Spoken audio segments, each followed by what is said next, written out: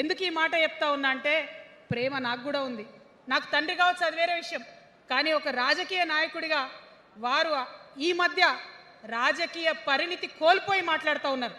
కేటీఆర్ గారు మాట్లాడిందంటే ఓకే అనుకోవచ్చు, ఆయనకు పెద్దగా తెలియదు పాపం. కానీ కేసీఆర్ గారు అనే మాట ఏంటంటే ప్రజలు తప్పు చేసిండ్రు. ఓకే, ఒక సెకండ్ నేను ఒప్పుకొని దాన్ని ఒక సెకండ్ అనుకుందాం. ప్రజలు తప్పు చేస్తే నేను ఒక తల్లిగా అడుగుతున్నా, నేను నా కొడుకో మాట చెప్తా, వాడు వినలేదనుకో, కింద పడ్డాడు అనుకో, ఇడిచిపెడతానా?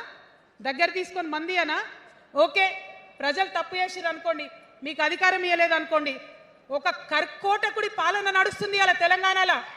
ఇబ్బంది పడుతున్నారు ప్రజలు, గోసపడుతున్నారు, ఏడుస్తున్నారు.